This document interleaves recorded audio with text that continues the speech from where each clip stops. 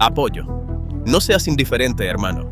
Ahora es el momento de levantarse para derrocar a la República Islámica. ¡Viva el Shah de Irán! Irán se está rindiendo y esta vez la retórica de resistencia no puede cubrir el colapso. Durante años, eludieron sanciones, se deslizaron a través de guerras, atravesaron el aislamiento. Esta resiliencia fue la carta más poderosa de Teherán contra el mundo, pero esa carta ahora ha caído de su mano. El presidente Pezeshkian apareció en la televisión nacional para admitir la crisis energética del país y pidió a sus ciudadanos que aceptaran vivir en la oscuridad, para reducir su consumo de electricidad y energía. En este momento, no necesitamos los sacrificios de estos seres queridos, pero necesitamos controlar el consumo.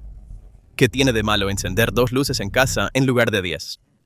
Pero la oscuridad no está solo en los hogares. Las represas se han secado, los estantes de los supermercados se han vaciado, las fábricas han cerrado, los puertos se han detenido. El país está al borde de la desintegración y el régimen de Teherán está suplicando a su pueblo por sacrificios solo para retrasar este colapso. Para entender la súplica desesperada de Pezeshkian, primero debemos ver cómo Irán llegó a este punto, y la respuesta se esconde en 2 palabras: bloqueo desde afuera, colapso desde adentro. Durante años, Irán utilizó el estrecho de Hormuz como una amenaza que podía cerrar en la cara del mundo. Esta amenaza funcionó. Una cuarta parte del petróleo mundial pasaba por este estrecho, y nadie podía acorralar a Irán tanto porque todo el mundo pagaría el precio. Estados Unidos trastocó ese cálculo. Desplegó una fuerza naval masiva en Hormuz y cerró los propios puertos de Irán. Cuando comenzó el bloqueo, el comercio marítimo de Irán efectivamente terminó. Granos, aceites, medicinas, repuestos, todo lo que venía de afuera fue cortado. La mayor parte de las importaciones de alimentos se detuvo. Irán había querido usar Hormuz como un arma contra el mundo. Estados Unidos envolvió ese mismo estrecho alrededor del cuello de Irán. Este estrangulamiento externo por sí solo fue lo suficientemente devastador, pero la verdadera tragedia de Irán es esta. La infraestructura interna ya estaba colapsando antes del bloqueo. La guerra simplemente lo aceleró. Años de sequía, corrupción en la gestión del agua del régimen, perforación de pozos ilegales, riego agrícola excesivo. Es posible que necesitemos reducir la presión del agua a 0 durante algunas noches mientras los residentes duermen. Esta medida ayudaría a prevenir el desperdicio de agua. Sin embargo, podría incomodar al público, por lo que pedimos a los ciudadanos que se aseguren de instalar tanques de almacenamiento de agua. La red conocida entre el público como la mafia del agua había podrido el sistema energético de Irán desde dentro. La mayoría de las principales represas, como la represa del Ar, habían caído a menos de 1/10 parte de su capacidad. La principal fuente de agua de Teherán casi se había secado. La ciudad comenzó a discutir el día 0, el día en que el agua se agotaría por completo. La producción hidroeléctrica se redujo a la mitad. Normalmente las plantas térmicas de gas y petróleo cubrirían esta brecha, pero los ataques estadounidenses e israelíes apuntaron a campos de gas masivos como South Pars y redes de tuberías, así que esa puerta también se cerró. El régimen recurrió a generadores diésel, pero el diésel tampoco llegaba debido al bloqueo. Y estas 2 crisis se alimentaron mutuamente. El bloqueo cortó el combustible del exterior mientras la sequía eliminó la hidroeléctrica desde dentro. Cuando el agua se agotó en las presas, incluso el agua de enfriamiento para las plantas térmicas disminuyó.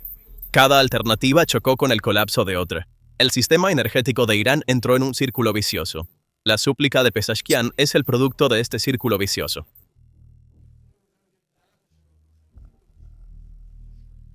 Estas palabras resumen claramente la situación en la que se encuentra Irán. Aunque no hay un apagón total en todo el país, hay restricciones serias y cortes programados en efecto. En muchas ciudades, los hogares reciben solo de 4 a 8 horas de electricidad al día. Se ha formado un grave desequilibrio entre las instalaciones industriales y los hogares, y los primeros y más afectados por estas restricciones son las líneas vitales de Irán, los puertos. El puerto comercial más grande del país, Shahid Raja'i, manejaba el 85% del tráfico de contenedores. Grúas eléctricas, iluminación nocturna, instalaciones de almacenamiento en frío, todos dependientes de la energía. Cuando comenzaron los cortes, las operaciones se ralentizaron entre un 40 y un 60%. Decenas de miles de trabajadores portuarios vieron sus turnos interrumpidos durante horas. Miles fueron despedidos temporalmente o enviados a licencia sin sueldo.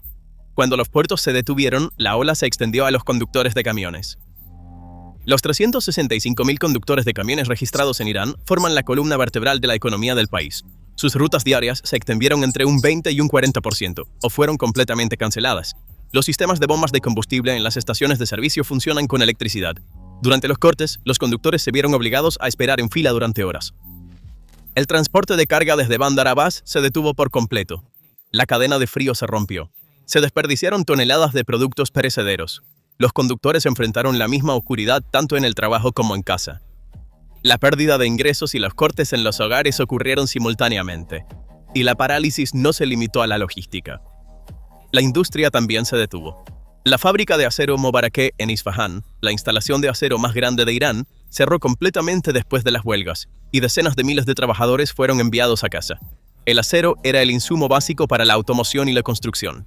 Las pérdidas de empleo en cascada pusieron en riesgo a 10 a 12 millones de personas. Y la herramienta más creativa de Irán para evadir sanciones también colapsó, la minería de Bitcoin. El país estaba generando miles de millones de dólares en ingresos anuales al proporcionar del 2 al 8% de la tasa de hash global de Bitcoin. El equipo de minería estaba consumiendo casi 2.000 megavatios de electricidad. El régimen estaba robando esta energía a los civiles. Los cortes de energía cerraron las granjas de minería. El ecosistema cripto de 7.800 millones de dólares quedó paralizado. El régimen perdió esta fuente que había estado utilizando para financiar la guerra. Las líneas vitales económicas de Irán están siendo cortadas una por una, y las personas que pagan el precio más alto por esta parálisis económica son los iraníes comunes. La inflación subió al 105%. Los precios de los alimentos aumentaron 72% en un año. Los cortes de agua alcanzaron de 12 a 18 horas por día.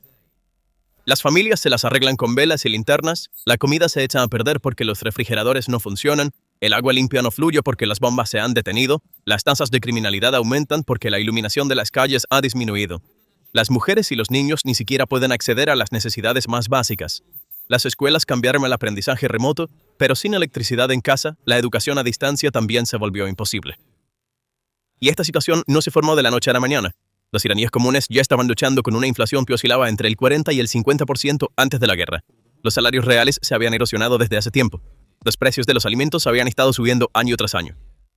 Los grupos más aplastados bajo esta presión, trabajadores portuarios, conductores de camiones, trabajadores de fábricas, ya estaban librando una batalla por la supervivencia. En la explosión del puerto de 2025, docenas perdieron la vida debido a la negligencia del régimen. Los conductores habían estado luchando contra la mala seguridad vial y las bajas tarifas de carga durante años. La guerra y el bloqueo convirtieron estos problemas crónicos en la gota que colmó el vaso. Esta ira no es nueva. En mayo de 2025, una huelga de 365.000 conductores de camiones por el aumento de los precios del seguro y del combustible se extendió a 155 ciudades y paralizó la cadena de suministro. Los trabajadores del sector energético y los empleados portuarios se unieron a las protestas de 2025 a 2026.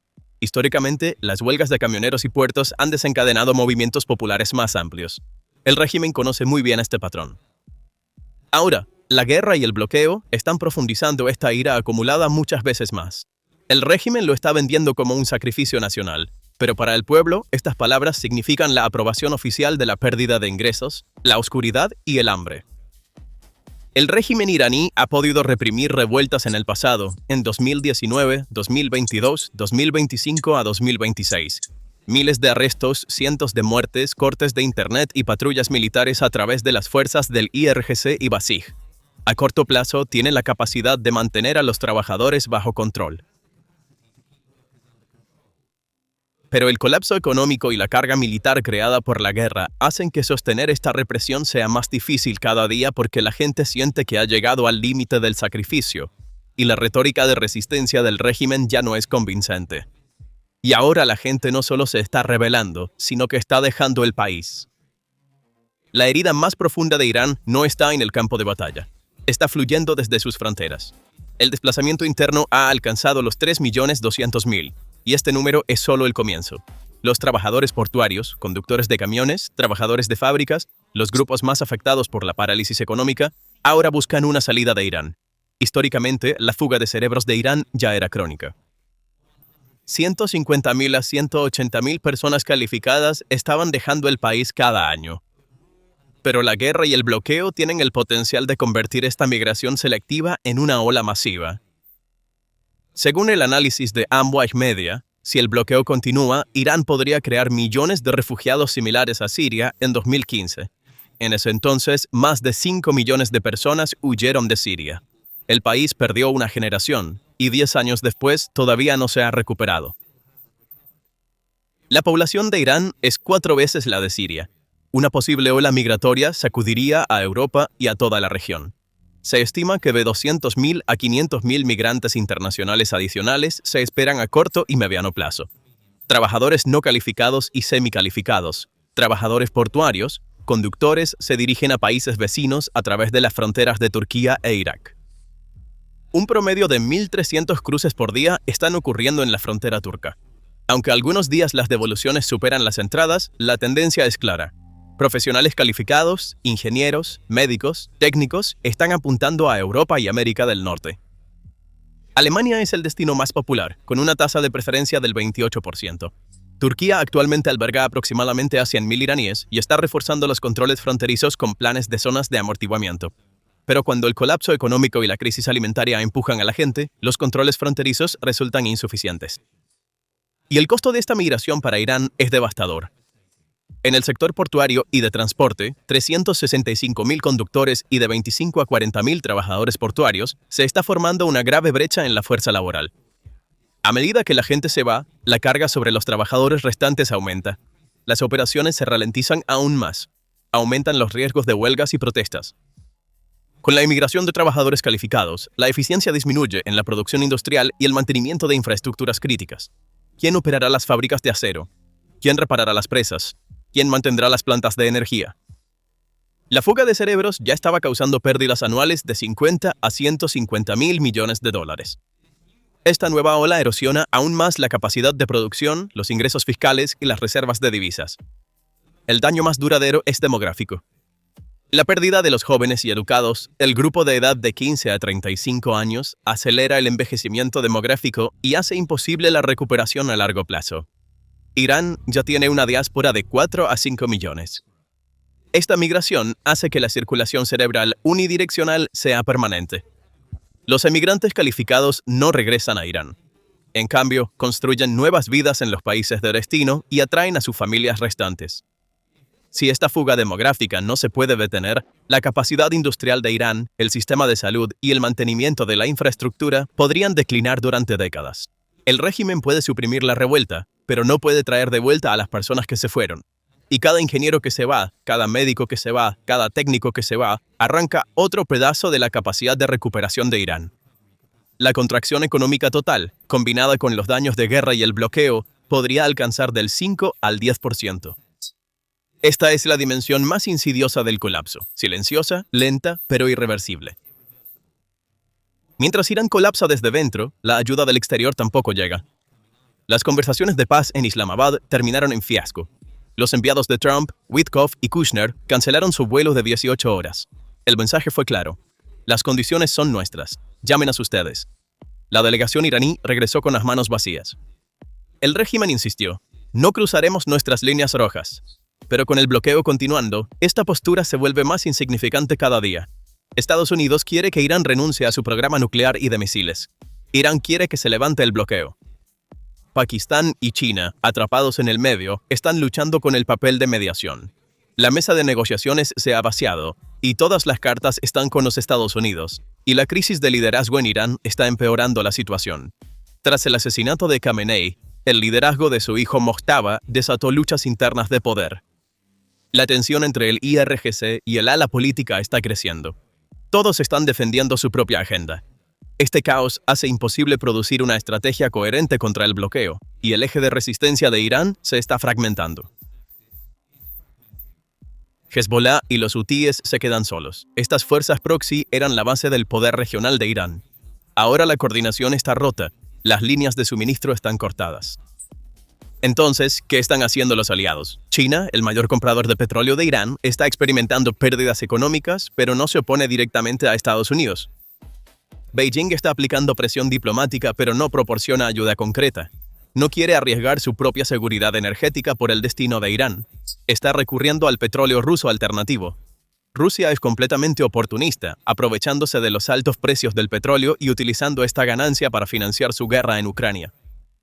Moscú vende armas y municiones a Irán, pero se niega a ser un salvador estratégico. Nadie está ayudando genuinamente a Irán, ni siquiera los estados paria. Y el programa nuclear, la última carta de Teherán, también está estancado. Las instalaciones fueron dañadas en la guerra de 12 días de 2025. El bloqueo está impidiendo el reemplazo de equipos e importaciones.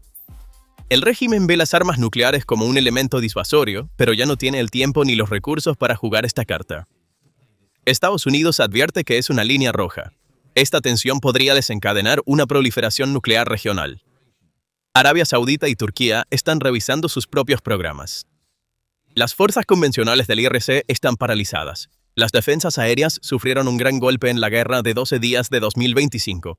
La operación de 2026 tuvo como objetivo las instalaciones nucleares y los centros de mando. Más allá de las tácticas asimétricas, sus capacidades son limitadas, e incluso las tácticas asimétricas se están debilitando bajo la crisis energética. Los sistemas de radar y misiles necesitan energía estable. La estrategia militar depende de la seguridad energética, y la seguridad energética de Irán ha sido destruida. Irán nunca ha estado tan solo en su historia. Colapsando desde dentro, estrangulado desde fuera, su gente huyendo, sus aliados observando.